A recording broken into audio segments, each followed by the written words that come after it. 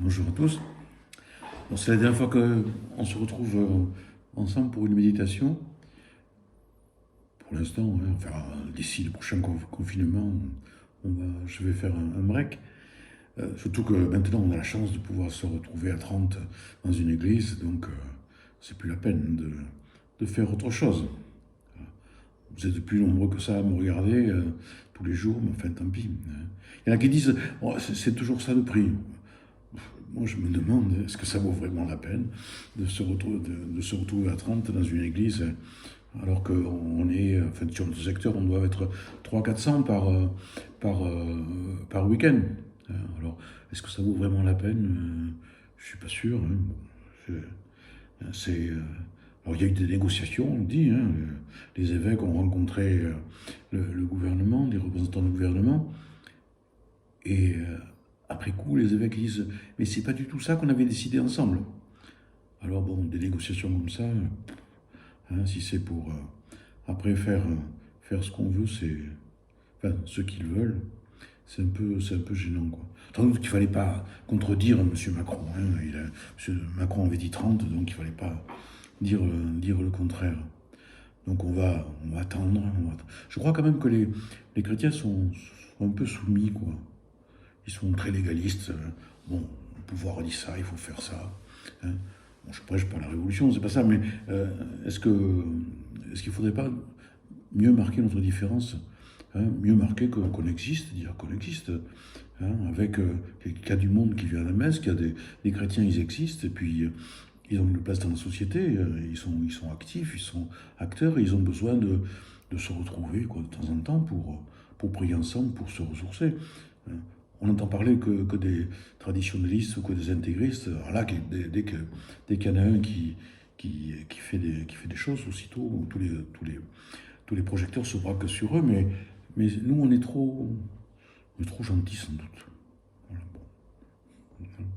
Alors, je pense qu'il faudrait davantage montrer que l'on existe, hein, qu'on existe avec, qu'on a des exigences, parce qu'on a une foi, parce qu'on a une espérance, parce qu'on a un dynamisme qui nous fait exister, qui nous fait prendre notre place dans la société d'une manière active. Enfin, je crois que les chrétiens sont quand même bien présents dans la vie quotidienne, hein.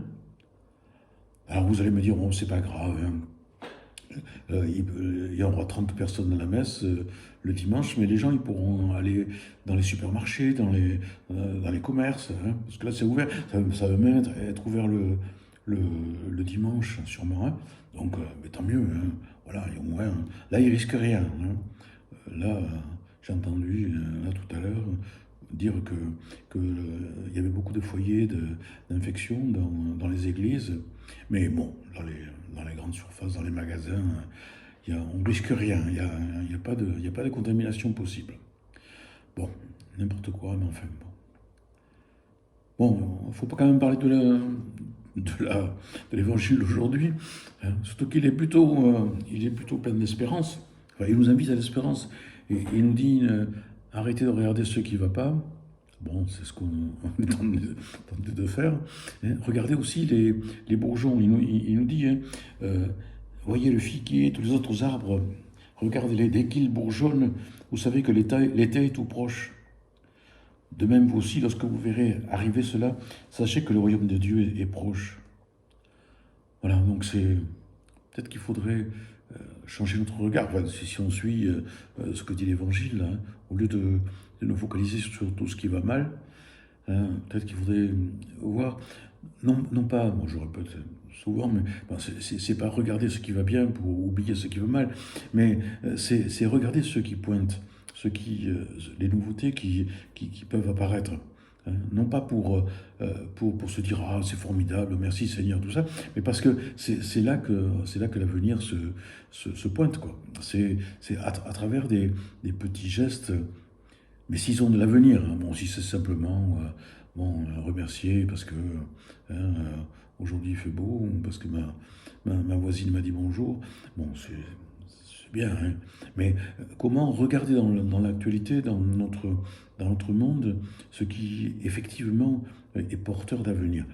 Euh, pas simplement pour l'admirer, et pour louanger, hein, pour rendre gloire à Dieu, mais pour se dire, là, il y a une piste à creuser, là, il y a un engagement à faire. Là, ça vaut la peine de s'impliquer parce qu'il y a des changements de possibles. Alors, les chrétiens, on devrait être là-dedans en particulier. Se dire où est-ce que ça germe, quoi? Où est-ce qu'il y a de l'avenir? Dans quelles associations, dans quel groupement, dans quelle, dans quelle communauté il faut être parce que là, on pense que les choses vont bouger, vont changer. Bon voilà, c'est ce que je voulais dire en conclusion, hein, cette période. Moi j'étais heureux de pouvoir partager avec vous, de pouvoir, ça me permet en amont de réfléchir, de prier, et puis de, bon, de partager un peu le fruit de mes réflexions. Bon, j'étais un peu déçu du manque de vos réactions, hein, mais je suis très heureux de voir que vous êtes là en permanence, et vous êtes là, vous revenez, peut-être pas tous les jours, tous, mais tous les jours, il y a un nombre qui revient, et c'est bien. Alors maintenant, on va enregistrer à nouveau avec mon petit groupe là qui m'aide. On va enregistrer pour dimanche prochain, pour ce week-end, et puis sans doute le week-end suivant, parce que je pense qu'on va pas encore être trop autorisé à être nombreux. Alors c'est pour permettre, bon, alors, on va, on va rester à 30 dans trois églises, hein, à Bruges samedi soir, au Bouscat, dimanche matin à 11 h, et puis le soir à 18h30 à Notre-Dame-du-Lac. On va rester là parce qu'on est obéissant, hein. Mais donc pour ceux qui ne pourraient pas rentrer ou pour ceux qui veulent un peu plus, mais voilà, on enregistrera demain pour ce week-end une messe. Voilà, à bientôt, au revoir, tenez le coup et montrez votre différence, montrez que vous existez. Au revoir.